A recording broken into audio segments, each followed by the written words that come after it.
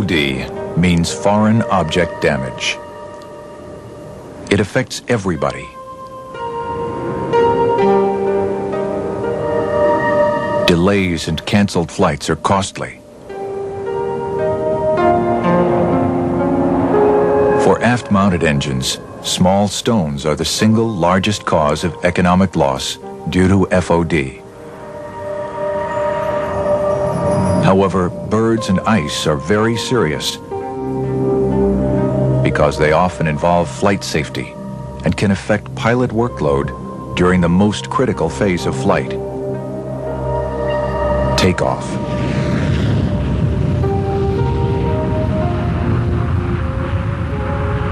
Still, FOD is largely preventable.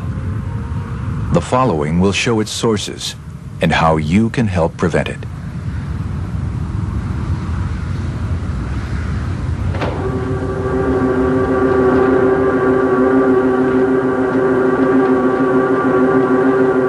To ensure resistance to FOD, the engines are proven durable. They have been certified by ice, hail, and bird ingestion tests. An ice slab was dropped into the inlet. The engine experienced negligible loss in power and sustained minimal damage to the fan rotor.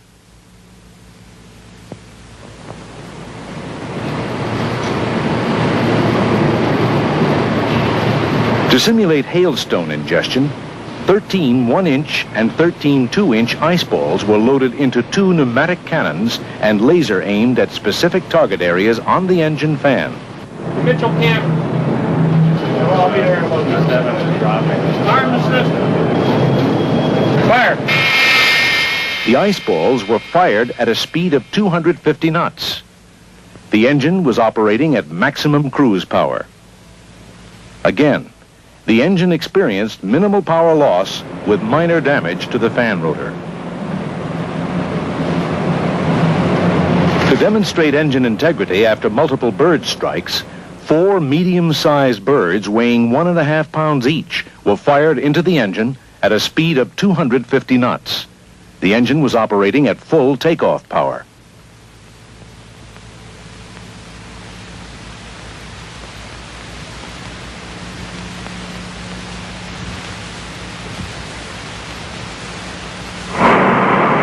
On impact, the engine surged, recovered immediately, and continued to operate satisfactorily. Cold weather and ice can present hazardous conditions. Use proper aircraft operating practices, de-icing, and runway cleaning procedures. The performance of ground crews, pilots, and airport managers is critical. Let's start with the pilots. Pilots need to follow procedures without exception. Regulations prohibit takeoff when frost, snow, or ice is adhering to the wings or control surfaces of the aircraft. So make certain the aircraft is properly de-iced.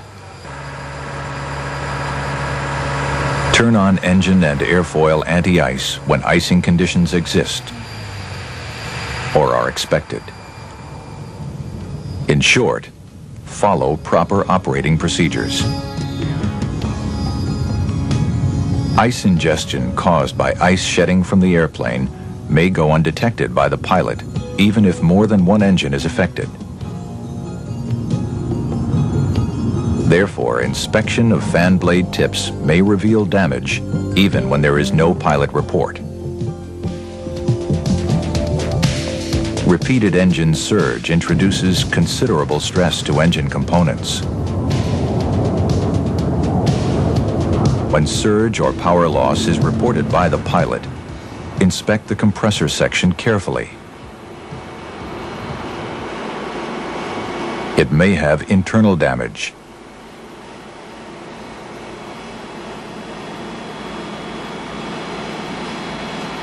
This is the type of damage you might find.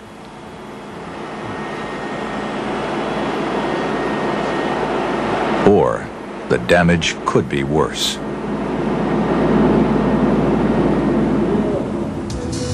Ice forming on the fuselage or wings can represent a threat greater than that certified as safe by engine testing.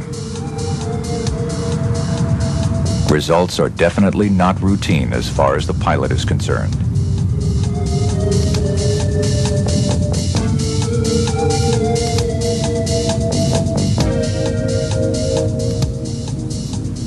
A massive ice ingestion event is often preceded by the observation of minor aircraft damage caused by water leakage, which freezes and dislodges in flight.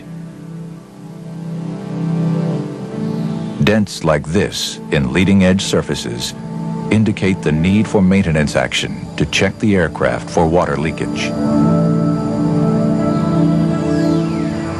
Waste disposal servicing is an important operation. Inspect for signs of leakage before starting. Follow manufacturer's procedures carefully. And be sure that the area is wiped down very clean when finished.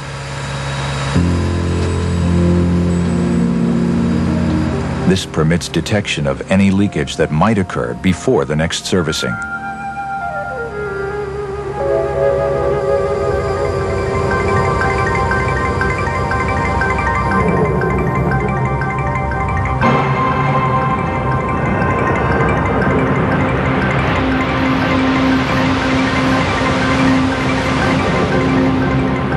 Must be taken seriously.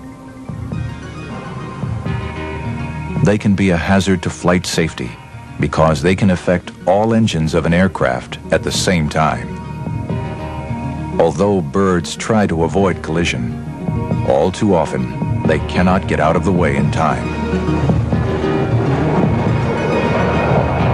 A comprehensive airport bird control program is a must. There are two basic techniques: bioacoustics, which is the use of bird distress calls, and pyrotechnics, the use of noise-making devices.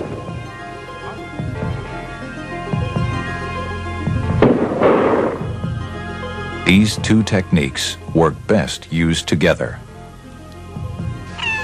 When using bioacoustics, be sure to identify the species of bird at your airport so that the right distress call can be used. The wrong one would be ineffective. When using pyrotechnics, be sure to move the noise-making device from time to time so the birds don't get habituated to the sound.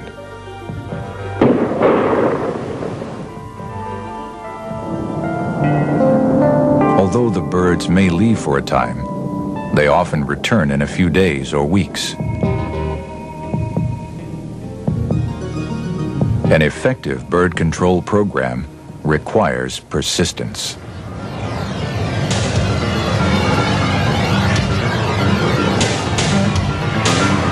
For aft-mounted engines, the most common source of FOD is loose material on the runway, blown forward of the engine inlet by thrust reverser action.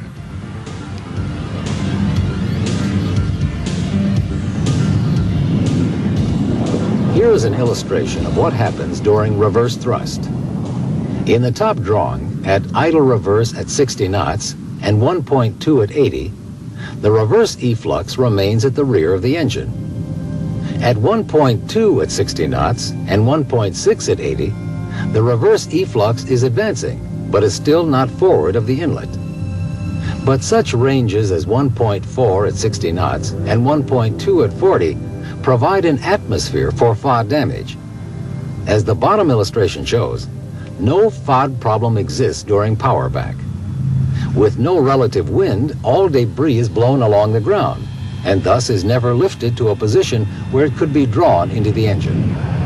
Engine suction by itself is not a big factor in FOD. Material must be lofted up in front of the engine before being ingested.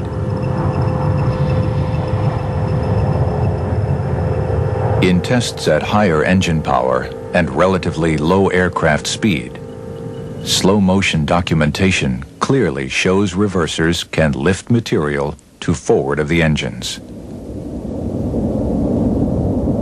Therefore, published procedures regarding use of reverse power must be strictly followed. Unless higher thrust is required for existing conditions.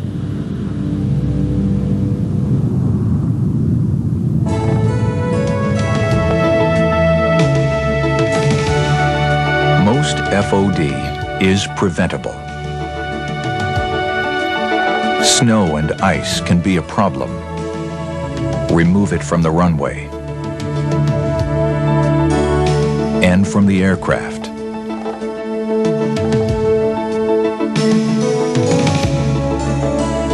Wastewater servicing is an important job. Procedures must be followed carefully. Bird control. A comprehensive program must be pursued.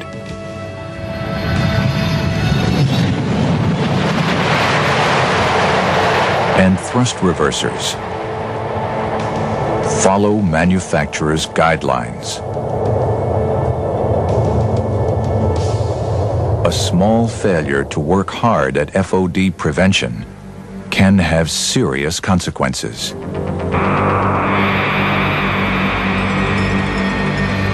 FOD is everybody's problem.